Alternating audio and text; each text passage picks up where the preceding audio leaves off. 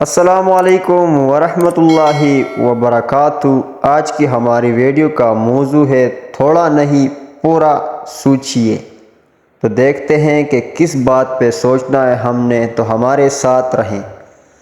عباسیہ حکومت کے آخری دور میں ایک وقت وہ آیا جب مسلمانوں کے دارالخلافہ بغداد میں ہر دوسرے دن کسی نہ کسی دینی مسئلہ پر مناظرہ ہونے لگا۔ جلد ہی وہ وقت بھی آ گیا جب ایک ساتھ ایک ہی دن بغداد کے الگ الگ چوراہوں پر الگ الگ مناظرے ہو رہے تھے۔ پہلا مناظرہ اس بات پر تھا کہ ایک وقت میں سوئی کی نوک پر کتنے فرشتے بیٹھ سکتے ہیں۔ دوسرا مناظرہ اس اہم موضوع پر تھا کہ کوا حلال ہے یا حرام۔ تیسرے مناظرے میں یہ تکرار چل رہی تھی کہ مسواک کا شرعی سائز کتنا ہونا چاہیے۔ ایک گروہ کا کہنا تھا کہ ایک بالشت سے کم نہیں ہونا چاہیے، اور دوسرے گروہ کا یہ ماننا تھا کہ ایک بالشت سے چھوٹی مسواک بھی جائز ہے۔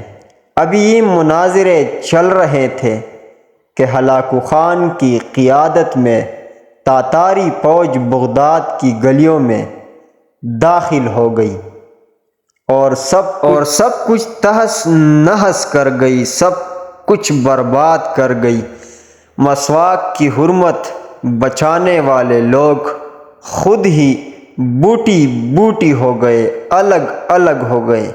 سوئی کی نوک پر فرشتے گننے والوں کی کھوپڑیوں کے مینار بن گئے جنہیں گننا بھی ممکن نہ تھا۔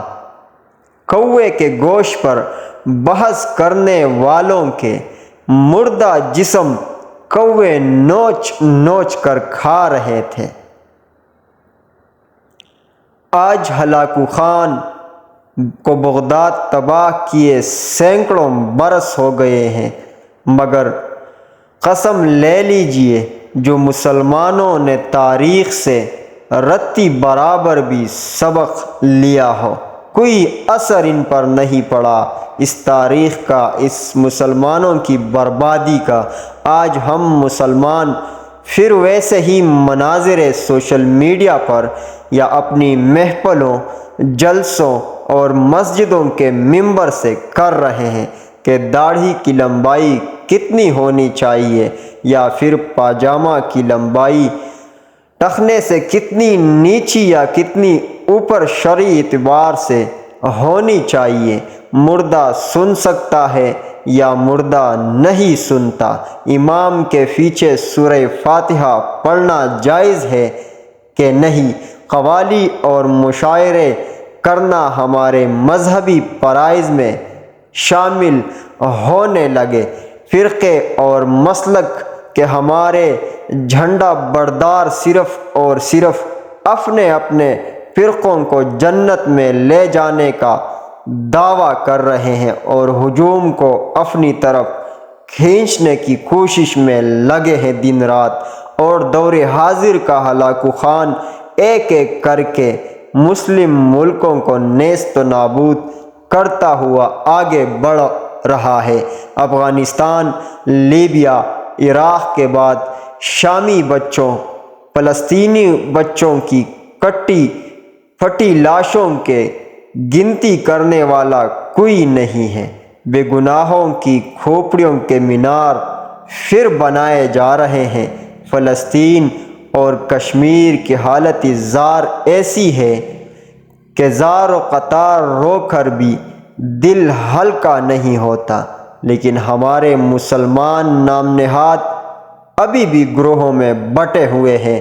آدم علیہ السلام کی نسل کے نوجوانوں، بوڑھے اور بزرگوں کی لاشوں کو کوے نوچ نوچ کر کھا رہے ہیں، اور ہوا کی بیٹیاں اپنی عصمت چھپانے امت کی چادر کو چادر کا کونا تلاش کر رہی ہیں۔ جی ہاں، اور ہم خاموشی سے اپنی باری آنے کا انتظار کر رہے ہیں کہ ہماری باری آئے گی تو ہم خوب لڑیں گے۔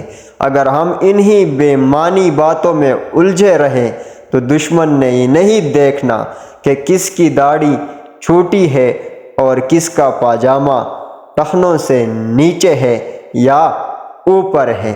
جنگ میں دشمن کی گولی شیعہ، سنی، دیوبندی، اہل حدیث، حیاتی مماتی کا فرق نہیں کرتی۔ خدا را سوچئے، اب بھی وقت ہے ایک ہونے کا، اتفاق و اتحاد پیدا کرنے کے لیے اپنی رائے قربان کرنے کا وقت اب بھی ہے۔ تو سوچئے اور بھرپور طریقے سے سوچئے، اپنے گریبانوں میں ڈوب کر جھانک کر سوچئے کہ ہم نے کیا کرنا چاہیے اور کیا نہیں کرنا چاہیے۔